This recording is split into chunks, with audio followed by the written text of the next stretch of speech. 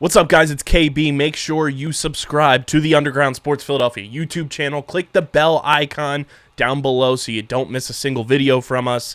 And thanks for tuning in to another video from Underground Sports Philadelphia. Now let's get into it. Philadelphia, baby, you're gonna love it. Best sports fans in the world. Actually, the worst, but that's what makes them the best. That big red button. Is the button red for you? I don't have the, yes. I don't have the controls to start recording, so I don't know. Yes, it's in the top right-hand corner. Oh, I can trash it. I can restart it. I can hit pause. I can hit end recording. Whoa. Yeah, see, I don't have that. I'm merely just a guest here. You're just because I invite you every time. I'm sure you just have to log in. Yeah, but I thought if I log in under the account, it would boot you out. I don't know, because then you would have to invite me as a guest, I think. Like the first... Actually, I don't know, because the first time we did it and Kyle was with us, he also logged in, and I invited you. Oh, that's fair. Yeah. So... Who knows? Also, shout out, Kyle and I were talking about these yesterday, because the influencers don't lie. This stuff is so good. Poppy, please sponsor us. Yes. I'll shoot him an email after we're done recording. TikTok influencers don't lie. It's soda, but it's not soda. It's a prebiotic soda. It's a prebiotic? What? Probiotic soda. So it's like, it's good for you. Probiotic. Well, it says prebiotic on here. PRA. What does that mean? I don't know. It says prebiotics for healthy gut, infused with apple cider vinegar, and an immunity sidekick. It's so good, and it's not like there's not bubbles. There's no bubbles. There's no carbonation. It says a non-digestible food ingredient that promotes the growth of beneficial microorganisms in the intestines. Mm-hmm. So it's good for you. And it's 25 calories. Oh. 7 grams of carbs. 2 grams of fiber, 4 grams of sugar. But it's delicious. So there you go, Poppy. We just gave you a free commercial. Prebiotics are a type of fiber that the human body cannot digest. They are a source of food for healthy bacteria in the gut.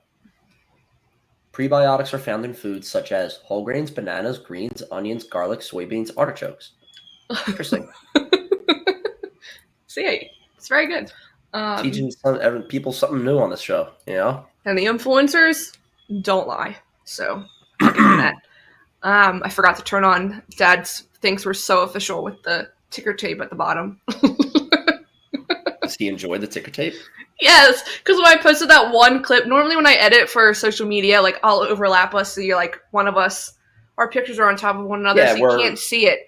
Vertical instead of horizontal, yeah. Yes, but I didn't do that because I wanted to show when I said Oscar Piastri, first time caller, long time listener, but I wanted to show the meme so like you could, it was just us like in the middle of the screen and you could see the ticker tape. And he literally tweeted and he was like, wow, it's so official. And then when I saw him a few days later, he was like, look at you guys. I was like, we have it all the time. Clearly, he doesn't watch our YouTube, our full video episodes found on our YouTube channel at Underground Sports Philadelphia. Put the plug for that a little bit earlier in the episode. But yes. So, hello everyone. Welcome back to another episode of F1 Underground. This is episode 31.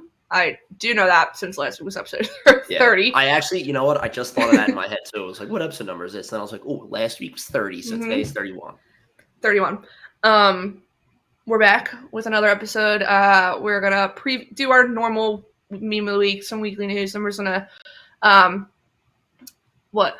I just thought it. Keep going. I just have a story to tell after this. What? Hold on. And then we're gonna do our predictions for this weekend for the Qatar. I'm not gonna say it right the entire time. Qatar. Get rid of the U that you're just putting in there. It's because there's a Q. It's the Q in U wedding. Where U doesn't follow the Q. All right, it's just Qatar. So for Qatar GP. Wrong with that, but no, I think you're kind of right. But yes, we're gonna do some predictions. Not the longest episode because it's Red October, so the Phillies are on it a little It is Red October. Yes. I should wear my Phillies jersey. Damn it.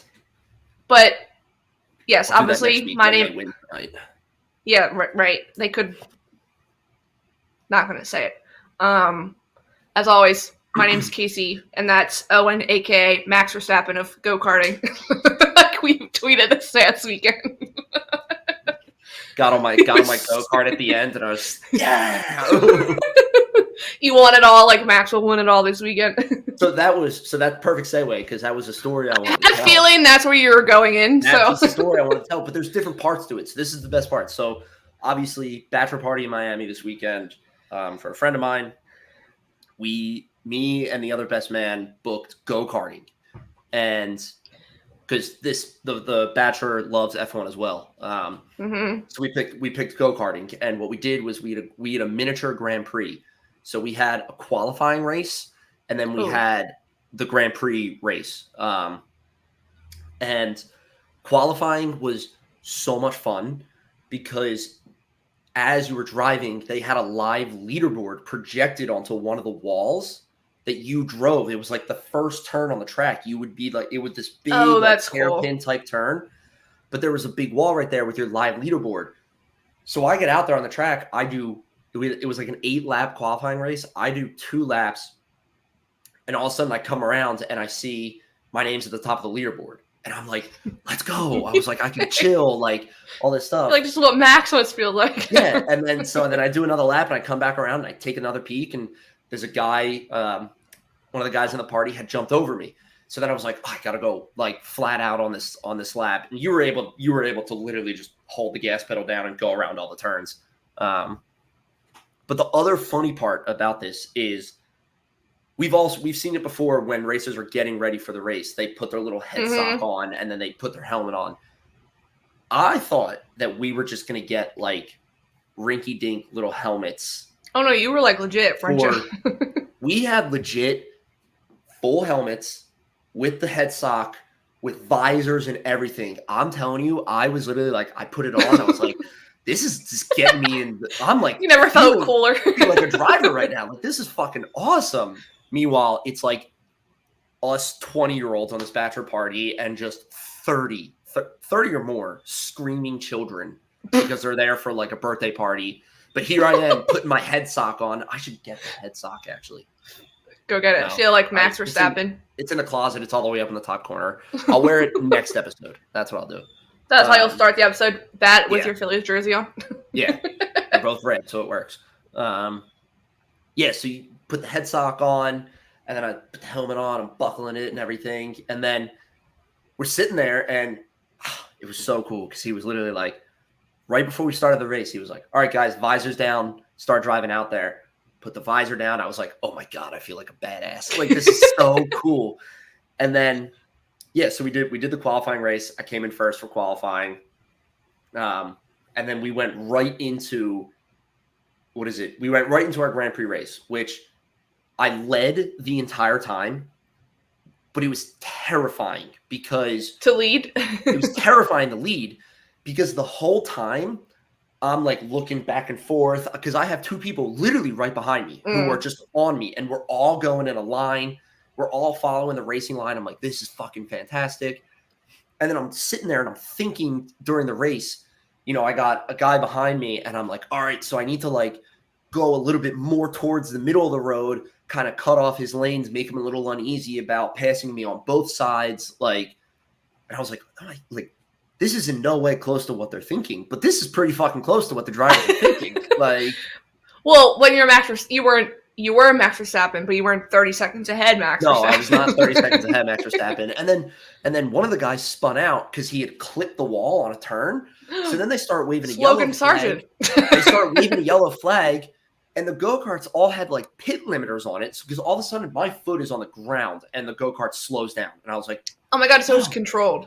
I was like, this is so cool. And then all of a sudden it was like we're back off again. Like, here we go.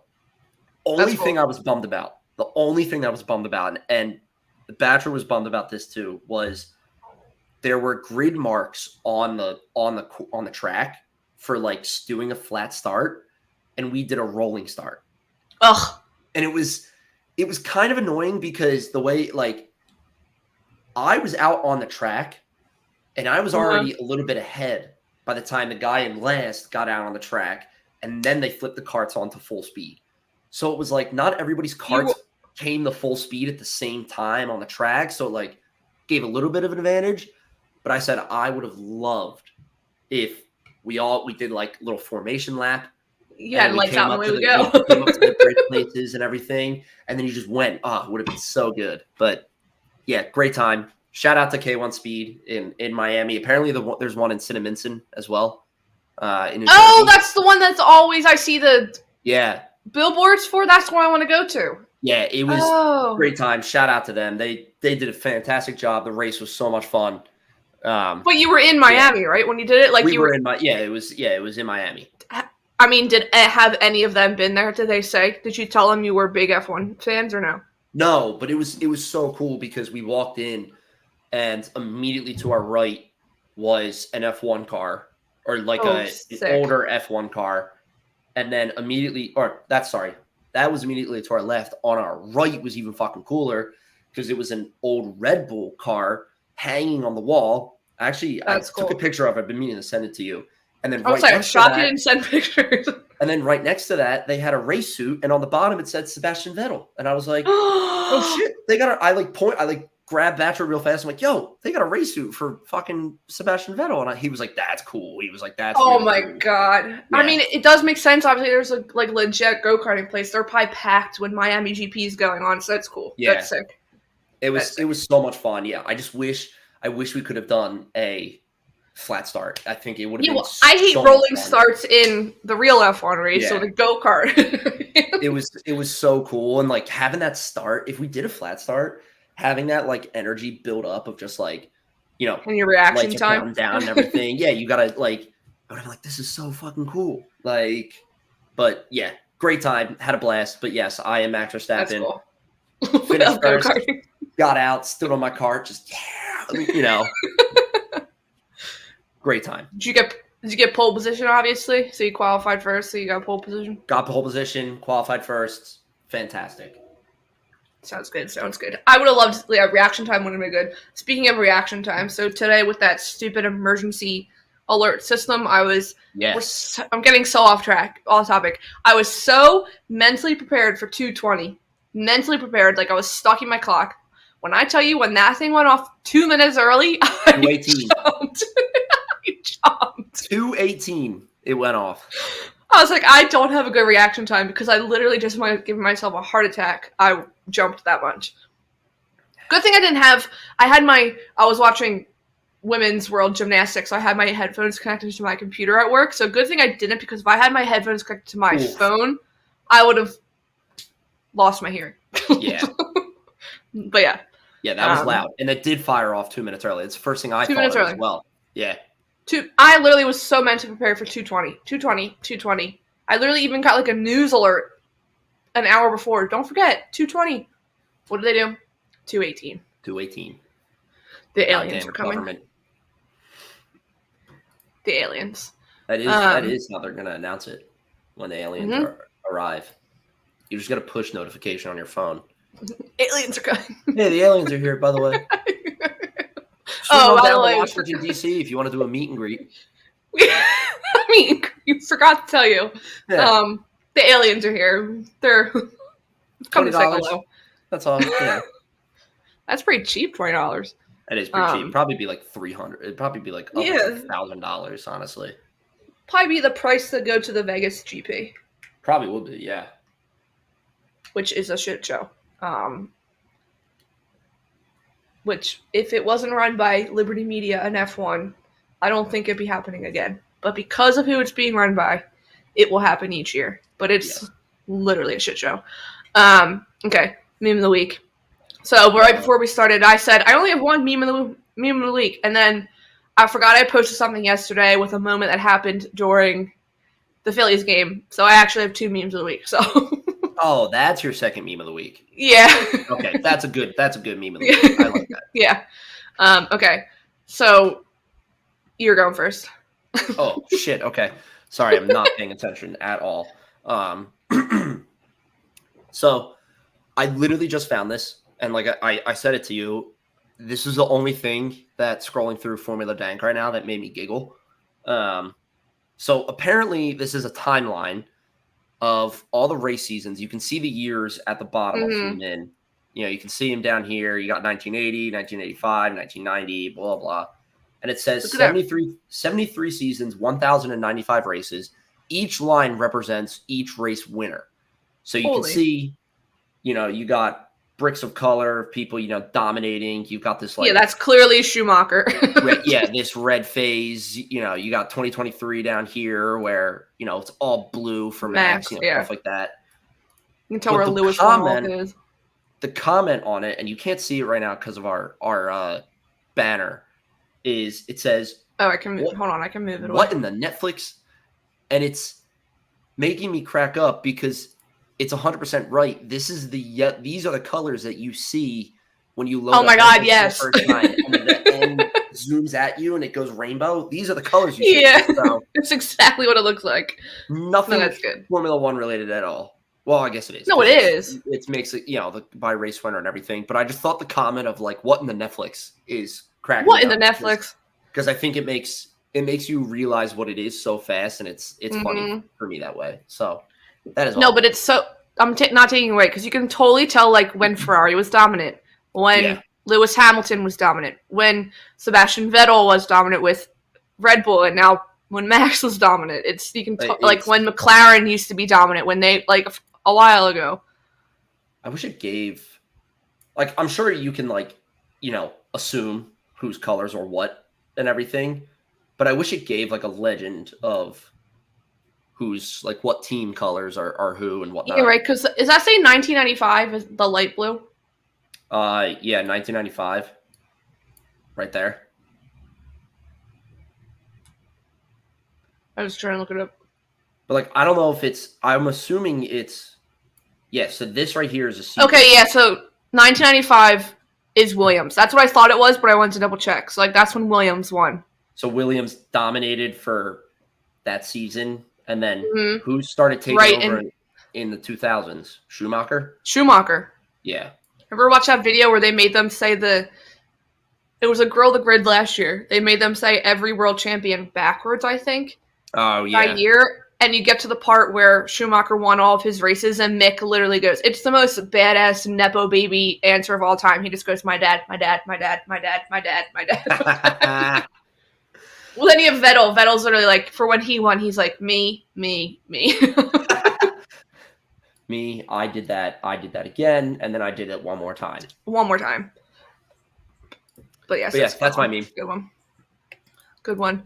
Okay, so my first one was from yesterday because yesterday was October 3rd, aka Mean Girls Day, and I like to take this time to thank the Mercedes admin. They kill it every time, but yesterday, literally, I want to know who's running it. Like, I think it's a millennial girl. Like, I really do think it's a millennial girl because the stuff they post is so funny.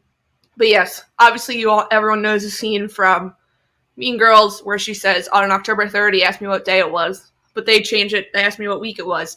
And then he says it's race week. Because it's back. So, yes, that was my first one. They even posted a video of it with George later on. Because he was at the factory yesterday. But, yes, that is my first one. I have to be honest. I'm amazed I didn't see that meme at all on my timeline yesterday. You did not? I even posted it.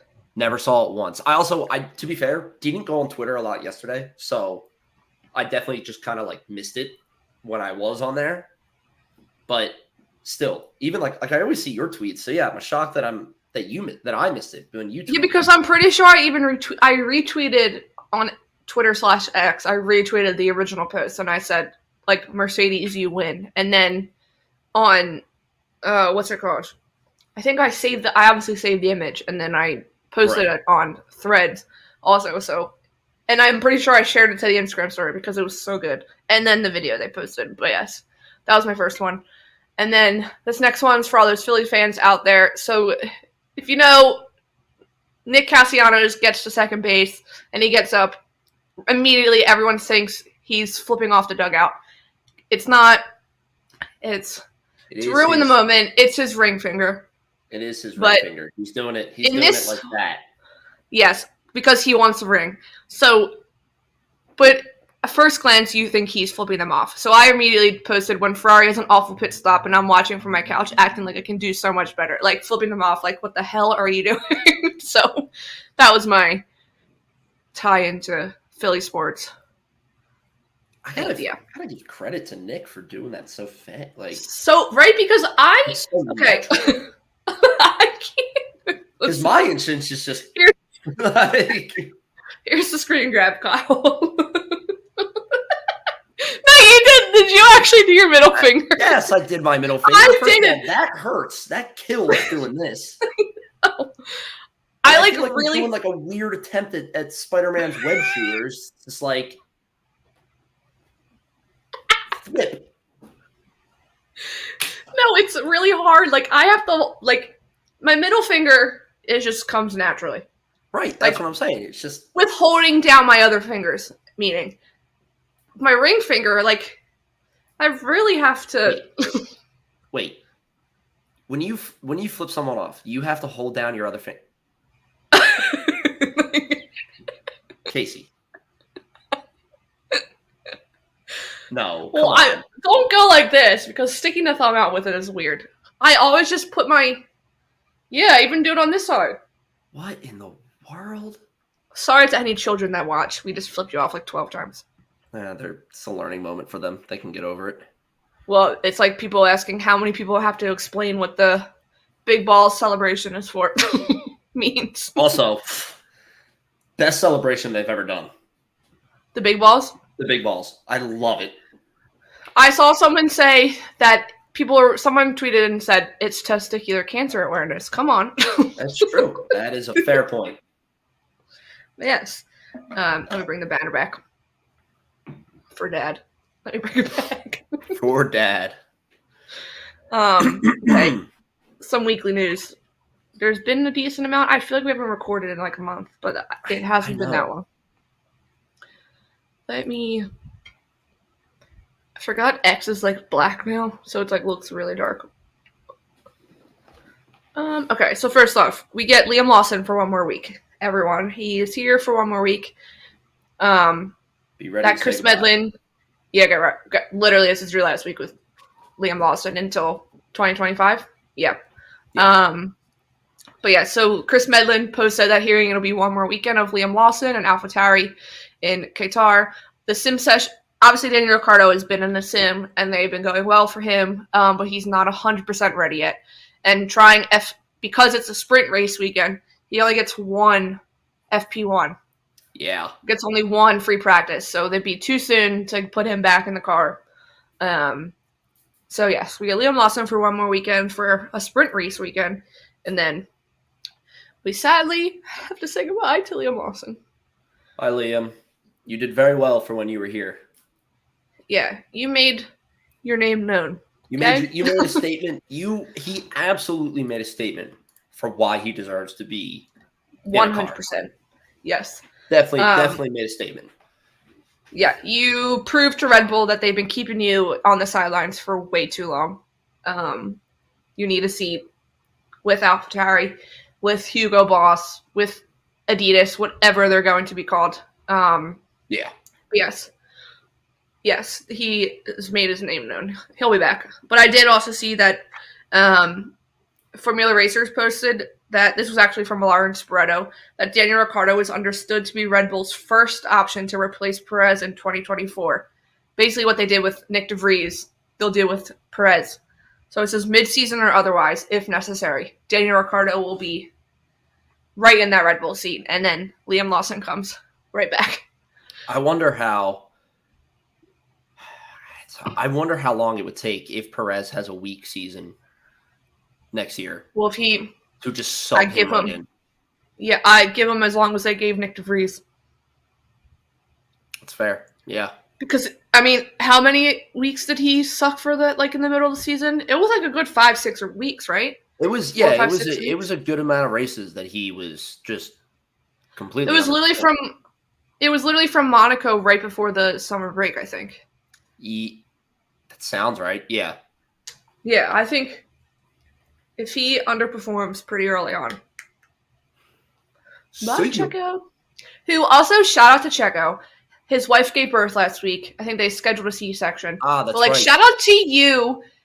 Also, congratulations, Checo, on your 4th child. Yes, your 4th child. But shout out to you for literally planning it perfectly during the week if there's no races. Yeah, I know really. a C-section is one thing. You can plan it to your, like, when it makes sense with doctors, like, advice and stuff. But still, it was pretty, I appreciate when I first saw that, I was like, oh, wow, okay. Good job, Checo. Good work. But yes, he has another child. I saw the most adorable picture of his dad holding the baby, which Checo Perez's dad needs to be protected at all costs. I didn't see this picture. He's just like looks so happy. He's just holding a little baby. I mean, it could have been old. It could have been from one of his other children. Right. But yes, Checo. I was going to say something. I can't remember. But yes, Daniel Ricciardo will be in there. Oh, I was going to say, the Liam Lawson, we all said that Yuki and Daniel Ricciardo were going to have great content for AlphaTauri. Obviously, Daniel Ricciardo had 2 weeks before he was hurt. Yeah. The content that came out with Yuki and Liam Lawson, so good. I didn't realize that Yuki and Liam Lawson roomed together when they were both in the Red Bull Junior Academy. So they, like, are best friends. They're friendly. Yeah, they're Mm-hmm. There's literally a video from when Liam Lawson was like playing video games one time, and Yuki comes in and like puts him in a chokehold to like put him to sleep, like kidding around. But yeah, no, the content that came out with those two was great. I appreciate it. Was that posted by Red Bull? Well, I know Red Bull and them did like this. They drove bigger trucks and they did like obstacle courses before Japan. Yes, those were funny. And then it came out last week, I think. They let Yuki cook in like a professional kitchen and cook food for Liam Lawson. Yuki Tsunoda cooks for Liam Lawson in Japan 2 days ago, posted by Formula One. It's a 7-minute video or 8-minute video. It's 7:53. The clip that I saw, it looks like he makes him an omelet. And the clip that I saw, he looks like he's writing. He writes his name in ketchup or hot sauce, whatever. So when he brings it out, Liam goes, "Did you write my name?" Like he gets so excited. Yuki's like, "Yeah." So yes, I will miss them. They're good teammates. But if Daniel moves into Red Bull next year, Liam will be here in 2 seconds. So yeah. But yes, I'm moving on. Let me click open. Because we got another American team coming, people. Yes, we do. Bring on the Americans. I was going to make like a eagle sound. That's only if it's a Philly-based team. Could you imagine having a Philly-based Formula One team? Oh, that'd be so fucking good. I would lose my mind. Who do we know that can...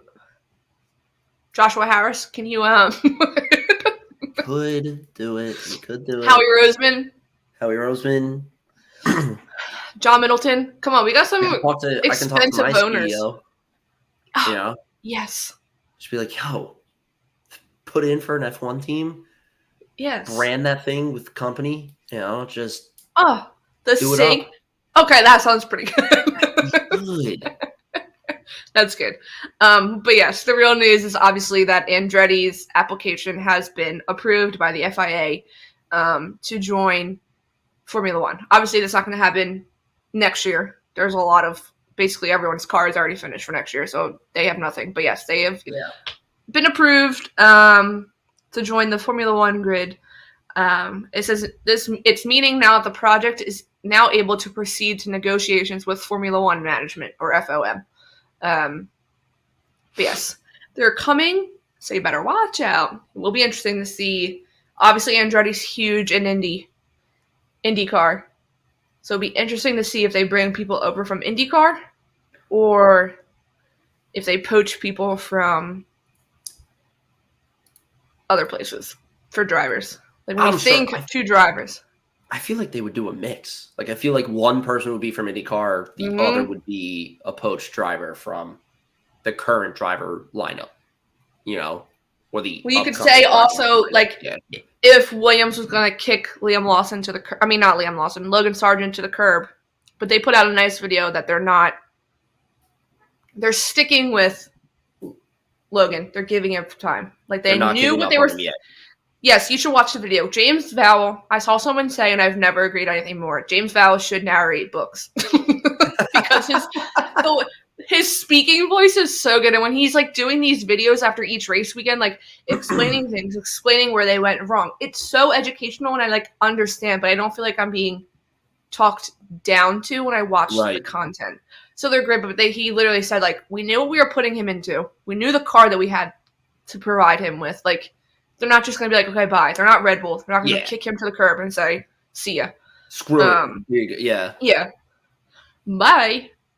But yes, Andretti is coming. I was trying to see. They're going into phase 3. So phase 3 is meeting with the Formula One management. But yes, the FIA has welcomed them with open arms. It will be interesting to see who works with them for power units, because Ford, the All-American power unit, is going to be with Red Bull. Oh, that's right. Like, are they going to use like Red Bull engines like AlphaTauri does? I can't see them, but it would be interesting. Ford's probably like, oh, was General Motors American? Yes, because they came out of Detroit, General Motors. Oh, okay. Yeah, they're so maybe, So there you go. Maybe that could work. Yeah. That'd be interesting. But yes, Andretti's coming. Oh, okay. Wait, I'm gonna talk about the bottom 2, and then we'll move on to the. So this came out today that Aston Martin is gonna be coming back to the hypercar universe for motorsports, which means that they'll be at the 24 Hours of Le Mans with Valkyrie. Now, I'm gonna sound stupid. What is Valkyrie? Is it a car? Do you even know? It's not a car brand that I know. The Le Mans spec Valkyrie will join the competition in 2025, facing off against a tough pack of hypercars. It sounds like, there is a Car and Driver. There is a 2022 Aston Martin Valkyrie. Okay. It's an Aston Martin built hypercar. Takes its name from Norse mythology. Can you give me a number on how much you think this car costs? Oh, no. What the starting MSRP is?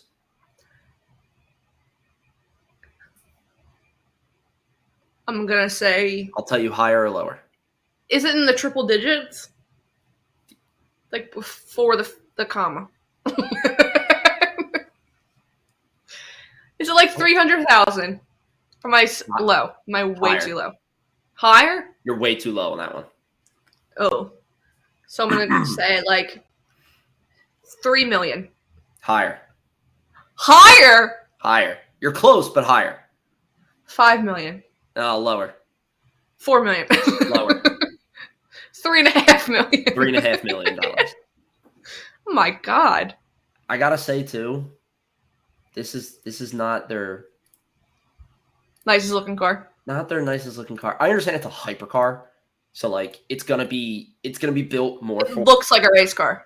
Yeah, it's gonna be built more for obtaining speeds than it is gonna be, stylish, but not their best looking car. I have to be honest. No, but the mock-up that they put out today for, like, with all the ads on and stuff for the hypercar, the rear wing, it does look sick. I mean, the Aston Martin green, I do love the Aston Martin green. It is. The Aston Martin green is very clean. It looks very good. Yeah. But now you'll have, obviously, Ferrari's already in hypercar.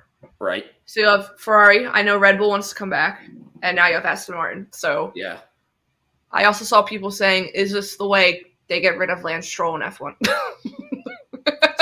Send him over to hypercar instead. Yes. I mean, because hypercar, you have like 3 drivers per car. Well, yeah. Because they drive so long. Yeah, they each drive 8 hours. God. Oh. Well, next year, we've said this before, I'm watching some of Le Mans because it looks intense. Like, especially at nighttime. I want to watch it too, yeah. But yes. Yeah, as a hypercar, looking at these photos, looking as a hypercar or like as a racing car, it looks good. I think it makes does sense. look good. Yeah, it makes sense. But yeah. But like if you're driving down 95, you wouldn't like think that's the nicest car. But let's be honest, who's driving that car down 95 in Delco? If somebody's driving that car down 95, I am looking out the window and being like, damn. Like you are saying, what the hell?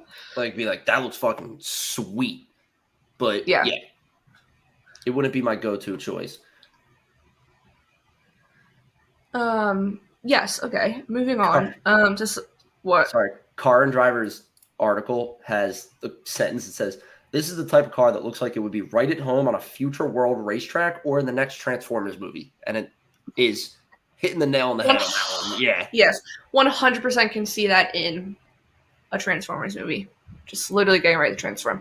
Okay, speaking of movies, I haven't watched it yet, but I've heard, I think it's out of the movie theaters now. The Gran Turismo movie, people said is amazing. I've heard that that's really good too. I kind of I know. I want to watch. So do I. And I know they filmed it like certain tracks, but it'll be cool to. I definitely want to watch it. Moving on to Alpine, I think Alpine might have more drama than Ferrari, and that's saying something. Yes. Obviously, we all know that there's been changes within Alpine, like a revolving door. They're having reliability issues. They're not finishing well. But this article came out today that the Alpine Formula One CEO is revealing his plans to fix huge internal problems. So it goes on and on. The main thing that literally I saw and was blown away, that apparently there's a huge division over at Alpine between the French personnel and the English personnel. It's like the people working at Alpine that are French and English are like, there's a civil war going on at Alpine. It's so bad that the two different groups stay at two different hotels during race weekends. So there's a hotel for the English people and there's a hotel for the French people.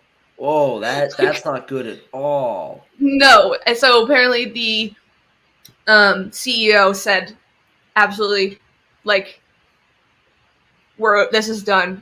We're over with this. Like, this is not happening. But yes, let me see if I can. Okay, yeah.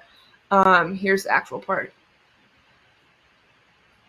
Yeah, the fact that there's that big. It says an example of this tension takes place at race weekends when the team's English and French personnel have been known to book separate hotels. At a constructor that manufactures its own engine, this lack of chemistry is detrimental. Like, if they're not getting along, like, how are they trusting each other? So it says Alpine has received plenty of criticism for their unreliability of their engines, especially during the 2022 season. In addition to reliability, the French power unit produces less horsepower than Mercedes, Honda, or Ferrari. So yeah, it's a mess at Alpine. Yeah, that sounds... And I'm sorry, Mattia Bonanno, but that might be your thing to fix. I think he's waiting in the wings. That's bad. That's really bad. Like, that's like the Eagles going away for a game, like when they go to LA this weekend. That's like the O-line staying in a different hotel from the D-line. Yeah. Like, how are you expected to work together? I mean, that's just, yeah, that's really, I don't know what else to say to that, because it's like, that's like, you need, like, counselor bad. Like, they need to air out the grievances. And you're need exactly to be right. locked in a room. Yeah, shove them in the room and just be like, figure it out, and then you'll get out. Like, and you're hitting the nail on the head of like, yeah, how would you trust each other? Like, yeah, if you, like, already hate each other personally, anything you do professionally, you're gonna doubt on both sides, and you're gonna question, and you're gonna like look for the bad sides of it instead of like. You work with your best friend, they're going to be like, hey, I think this is the way to go. And you're going to be more willing to hear them out, go with their ideas. Even if you disagree with it, you'd be more willing to be like, all right, yeah, let's try that out and see what happens, you know? Yeah. I was thinking, like, good thing both drivers are French. Could you imagine if, like, Pierre Gasly was English and Esteban Ocon was French? Oh, boy. It'd be even worse. Like, they literally are having... That would lead to on-track crashes between the two of them. Yeah. Like, they are literally having World War III. They're having a civil war over there because, yeah, it's a mess.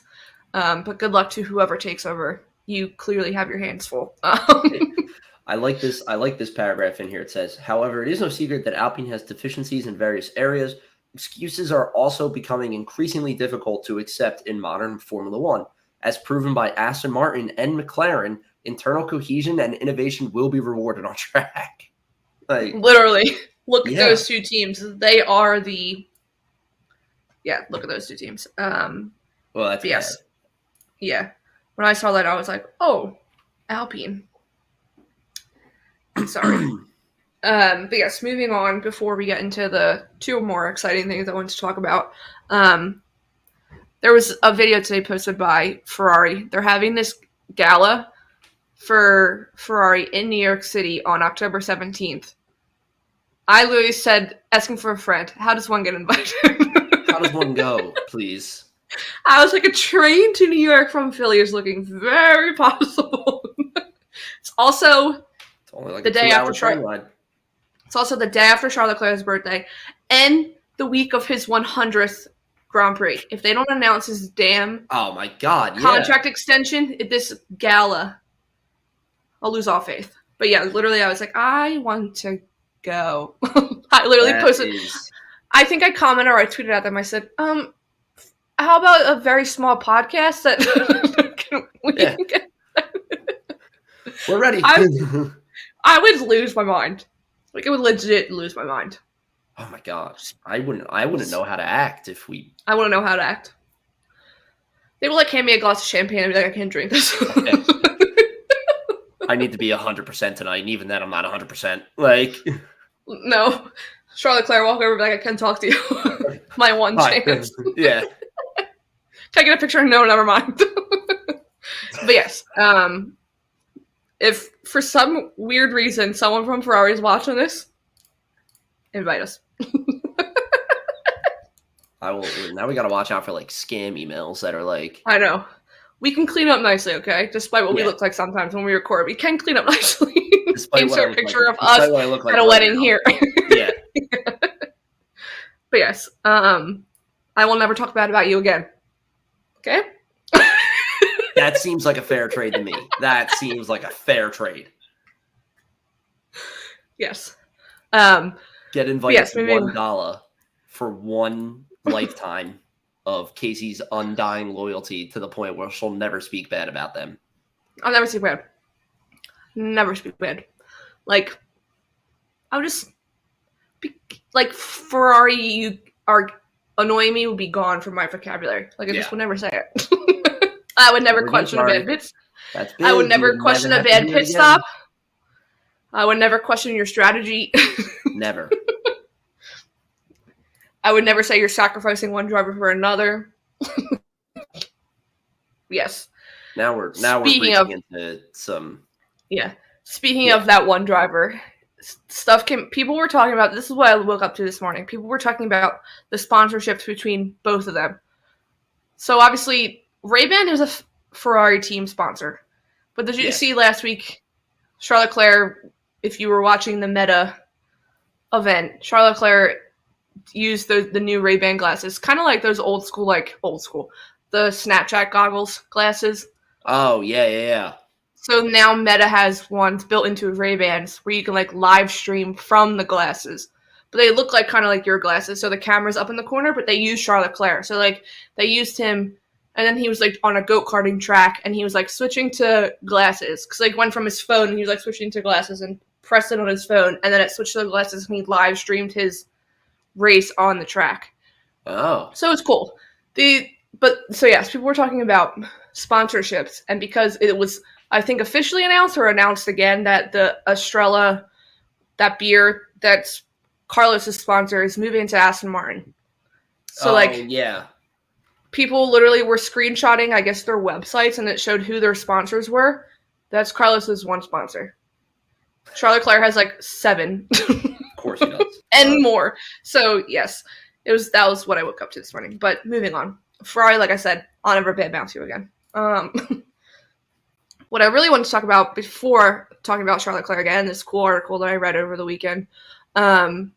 we finally get to watch F1 Academy. Not next weekend, the weekend after.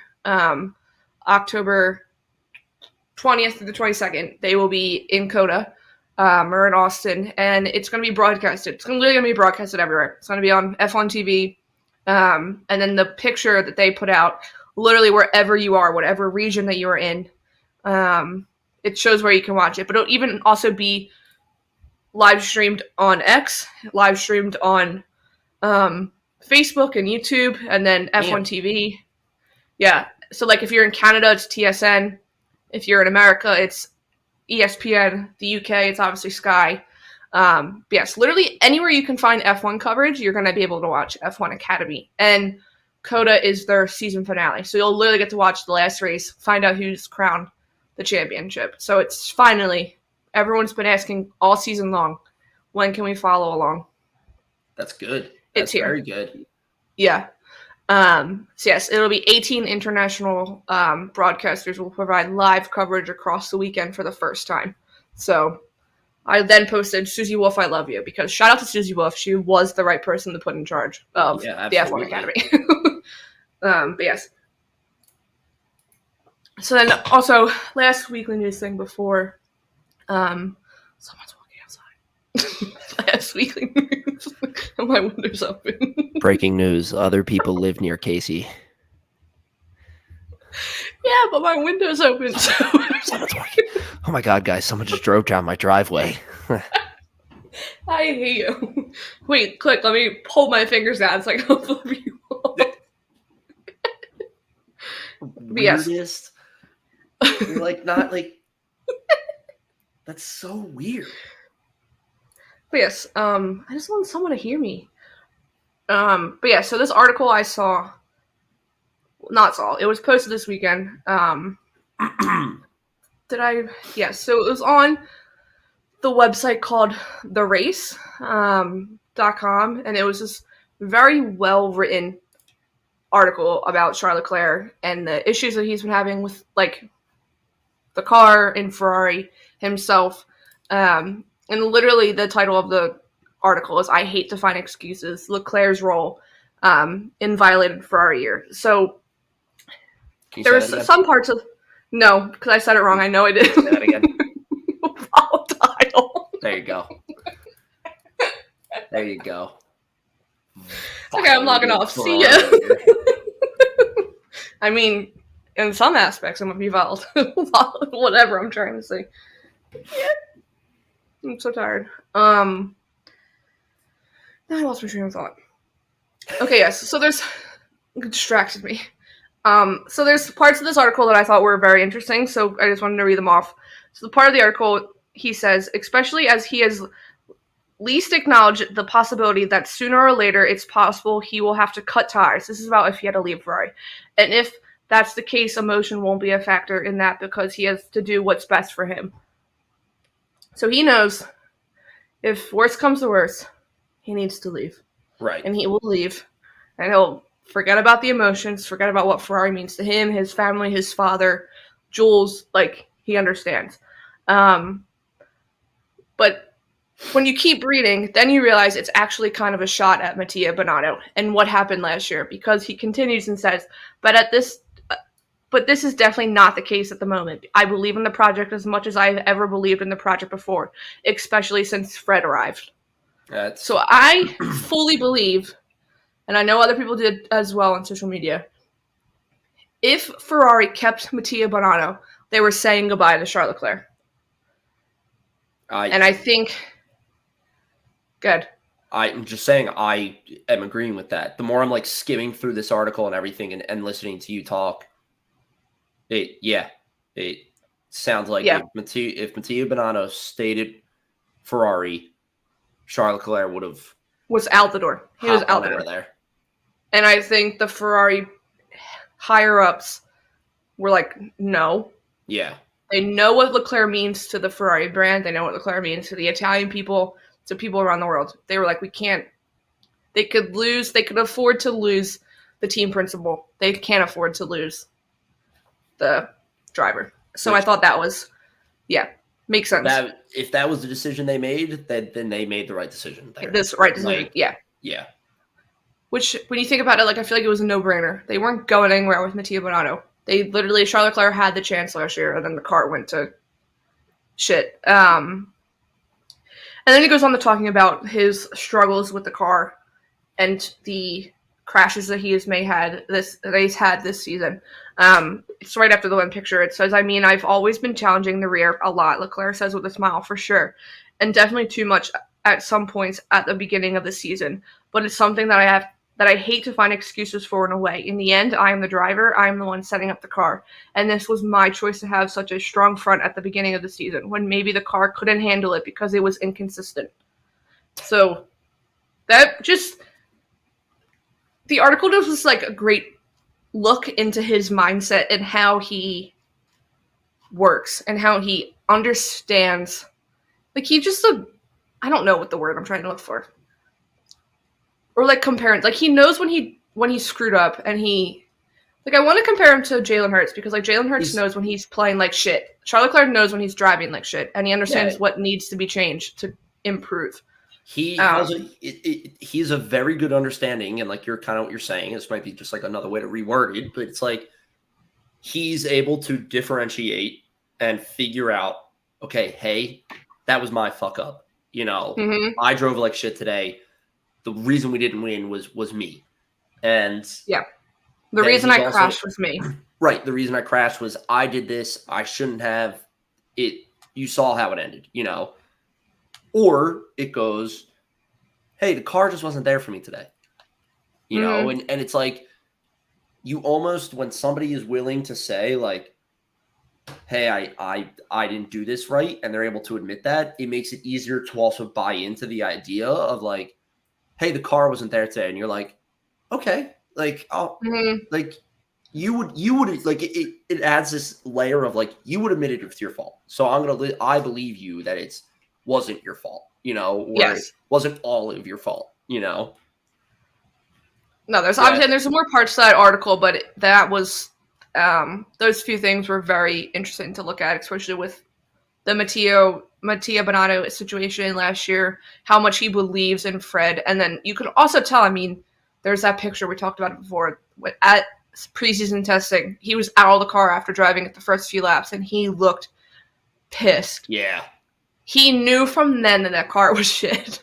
He knew. I remember talking about that, felt like so long ago. He knew the minute he got out of that car, it was done for. He knew his season was lost. He knew nothing. But apparently Singapore was the last time they were bringing upgrades. But they're ahead of schedule for the 2024 car. He has said multiple times now that he believes in this project for 2024 more than he ever has. Yeah. And I think that's partially with Fred. He trusts Fred a lot. So, but yes, I thought that was wanted to talk about that article. It wasn't really weekly news, but I wanted to talk about it before moving on. So yes, it might be very, very exciting to watch next year. I hope, literally, like hope and pray, we get a battle, like the whole season. It really, honestly, it all determines. It's all dependent on how preseason testing goes, and I know that you can say that about everybody, but I feel like it's even more important with Ferrari for next season, just because it's like, and we'll definitely talk about this more when we get there. But like, if you think about it now, the moment that that car has issues next year at preseason testing, and it's gonna happen because all cars have issues at some points. People are gonna be like, "Holy shit, we're getting a repeat of last year." Blah blah blah. Ferrari just has to make sure that when that car has issues, it's not at preseason testing, and it's not at like the first two races. Like, because when you think about it, Charles Leclerc had a 10-place grid penalty the second race of the season. Like, who does that? Exactly. So it's like, if they can get through preseason and they can get through the first race and the second race, not even podium, just finishing, like just a solid, I'm gonna say, hopes up. Just make, like, I'm gonna use like an analogy here, just like make contact with the ball kind of race. Like, it doesn't need to be a fucking grand slam home run. Just put it in the outfield and get on base kind of race. Like, yeah, you're good, But No, I agree. I also think I literally forgot what I was going to say again. But what the hell is my problem? But yes, no, I agree. I think you can read Charles Leclerc's emotions like a book on his face the minute he takes off his. Oh yeah. Yeah, like the minute he takes off his helmet. So I think we will know right away. But yes, based on the things that I've heard, fingers crossed. Yeah. That the car lives up to expectations. Because I think the Italian men specifically are going to come burn down the factory. Oh yes. And Vegas wanted a tight championship battle so that it could have been won in Vegas, but they're not getting that this year. They would have eaten that up. Oh yes, 100%. Netflix would have eaten that up like it would have been. Oh my god, the storyline. They'd be talking about it already, like now, if this was happening. But yes, moving on to some predictions. Before we get into it, the facts for the weekend, since it is also a sprint race weekend, and it's the start of races being in our time zone. Decent time zone. Not decent time zone, yes, because this is a night race. It works out for us pretty well to watch it, which I love a good night race. So it's obviously this weekend, October 6th, 7th, and 8th, one practice session from 9:30 a.m. to 10:30 a.m. on the 6th, and then qualifying 1 p.m. to 2:30 p.m. On that Friday, which Charles Leclerc always likes to do well during Friday qualifyings because I'm at work and I can't 100% pay attention. So we'll see where it goes. Then Saturday, October 7th, the sprint shootout is 9 to 9:44 a.m. I love how specific it is. And then the sprint race is from 1:30 to 2:30 p.m. on Saturday, October 7th. And then October 8th is the race, 57 laps, starting at 1 p.m. Shout out to you, Qatar. Thank you for giving us a good race. Because we literally can go race 1 o'clock, Eagles 4:05. Yeah. Get the best of both worlds with that. That's a good day. That's a good day right there. Yes. Yes, obviously the track for Qatar is interesting to look at when you look at the picture. Qatar.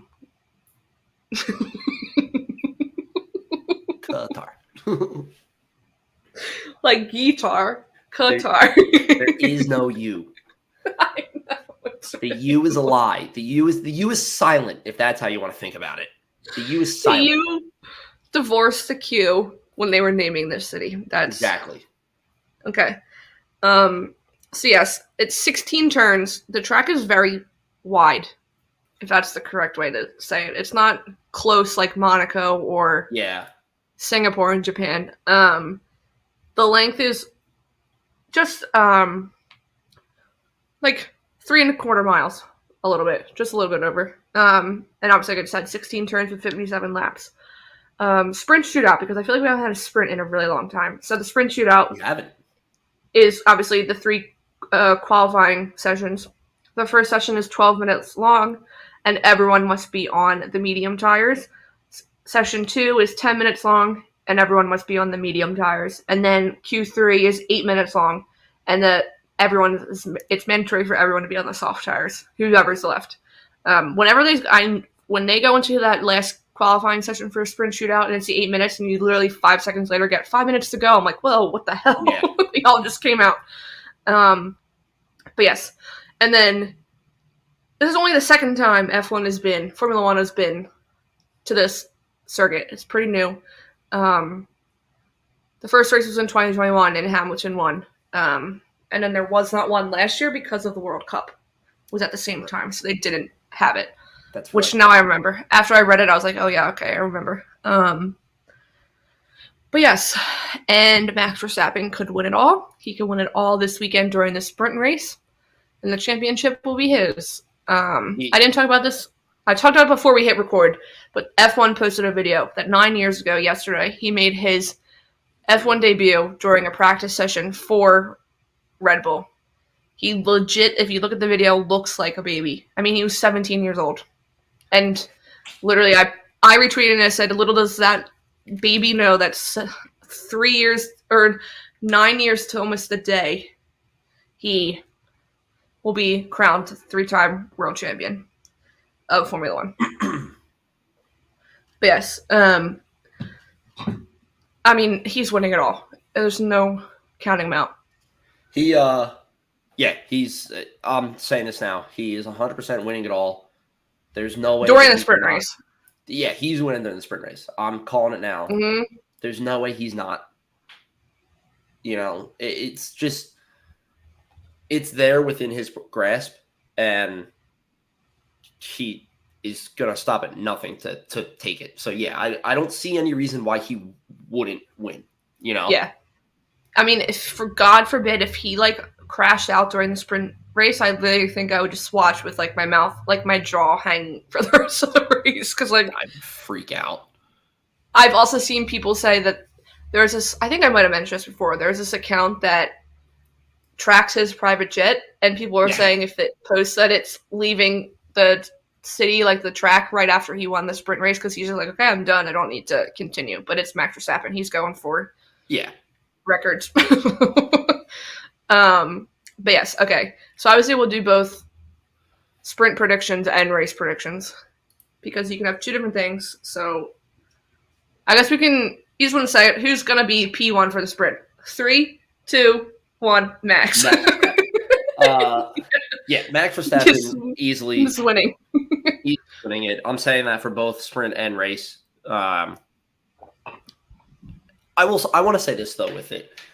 I'm looking forward to him winning, so then everybody kind of turns their attention from Max to the second place battle that's happening. Because that battle's going to be amazing. And I'm just really hoping, like I said, I want him to win this weekend. I want him to win for the reason of okay, can it be done? Can it be over with now? I'm not saying that I'm not happy, that it wasn't, enjoyable or anything. The dude dominated in the sport, and you have to give a certain level of respect to that, as much as we've complained about it or, shit talked about it on this show before. But get it done, so then everybody's eyes can kind of just go from here on Max to here on the second place battle, and focus on that. Because you have 4 teams fighting for second place, which Mercedes, Ferraris, Aston Martin, and McLaren. That's the best. So good. That's so good. That's so good. So so I'm excited for that. Now, going back to the predictions for the sprint. I'm gonna go. See, you know what? I don't know now. I don't know if I should go bias or if I should go factual, but I'm going bias and factual. My bias is kind of factual, so I'm gonna keep it going with my man Lando Norris, second place in the sprint, and then actually, you know what? No, I'm gonna go Lando Norris third place in the sprint, and I'm gonna go. See, I don't know who to pick, so I'm going to give it to the team. I'm going to go Ferrari second place. Okay. I don't so you don't know who. Yeah, I don't know who. I'm just feeling a Ferrari second place. So then for the race, obviously, Max, I'm going to go Lando again. Lando this time in second, because I moved him from second to third in the sprint. And then I'm going to go kind of the same route. I'm going to go with a Mercedes. Again, I don't know who, but Mercedes. For third. I'm going to say Lewis. I'm going to say Lewis just because he was at the factory 2 days last week, and people were like, he was probably get your shit together. Yeah. Figure it the fuck out. Yeah.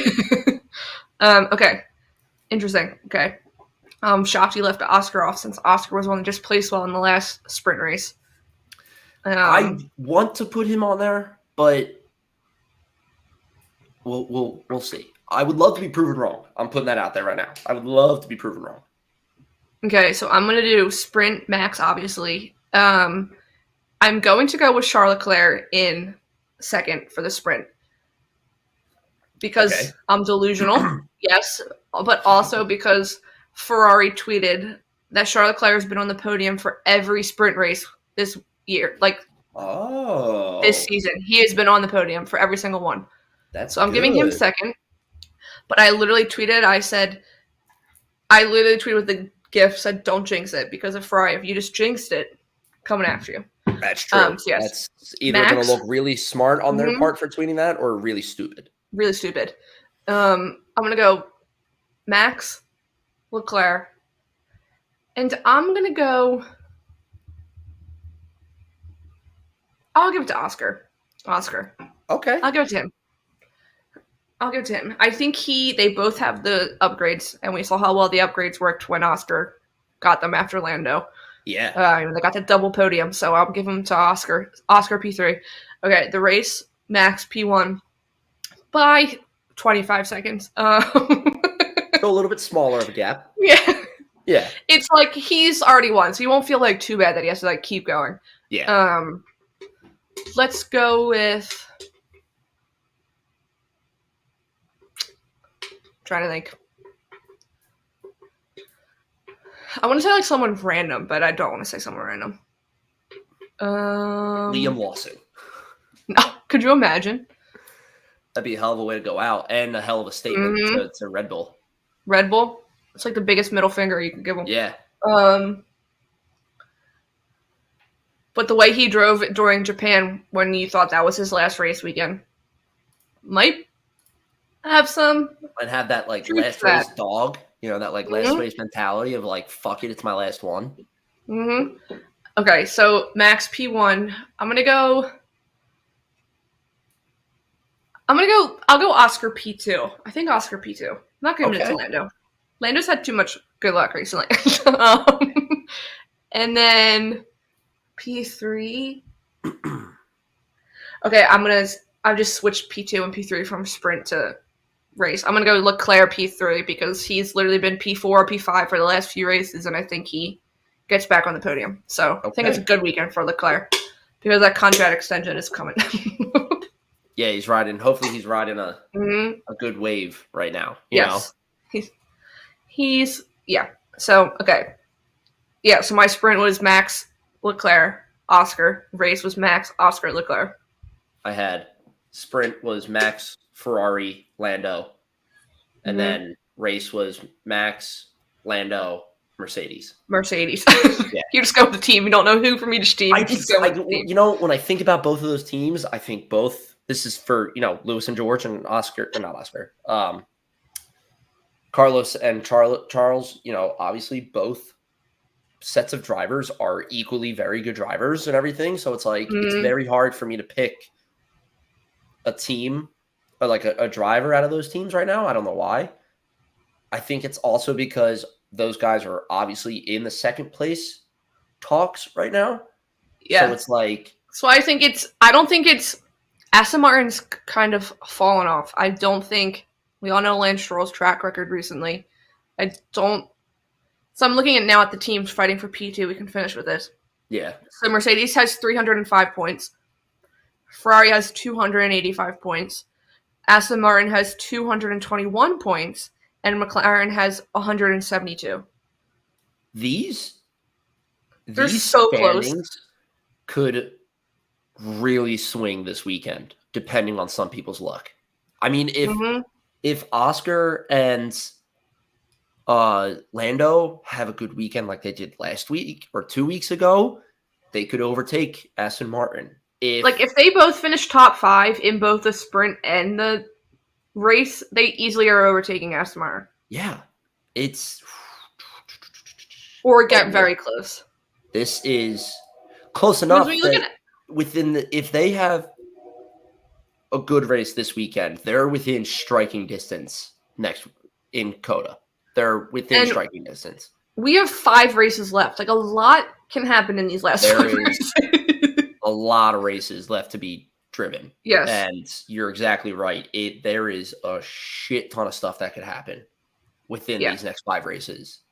I mean, it's not out of the question to say that, Ferrari could double DNF on one of the races. They could, McLaren could also probably do the same. Aston Martin, one of them could, Lance could DNF. And like, there's so many variables on both of the teams, on all 4 of the teams. Actually, I shouldn't even say both of them, that it's like, right now, this is anybody's it's top 3 to nab, like. And I feel like this because they're kind of like the sleeper agent, but they're not. I feel like McLaren is going to finish above a Mercedes like they're going to finish above Aston Martin at the rate it's going. But like I could also see them finishing above a Mercedes and Ferrari. And that I could see it will happen. be amazing. I also just looked up. So Aston Martin has 221 points. Fernando Alonso has 174 points for himself. Huh. And Aston Martin has 221. Lance Stroll's literally brought in 47 points. Oh, God. That's bad. So that team total for Aston Martin is Fernando Alonso. Yeah. That's like, thanks for coming, Lance Stroll, but that's not a good look. No, not when your dad's in charge. But yes. We'll see where we... What are you doing? I was typing. I was wondering if you could hear that. It's because you literally were like staring at me. But yes. With that note, do you have anything else to add?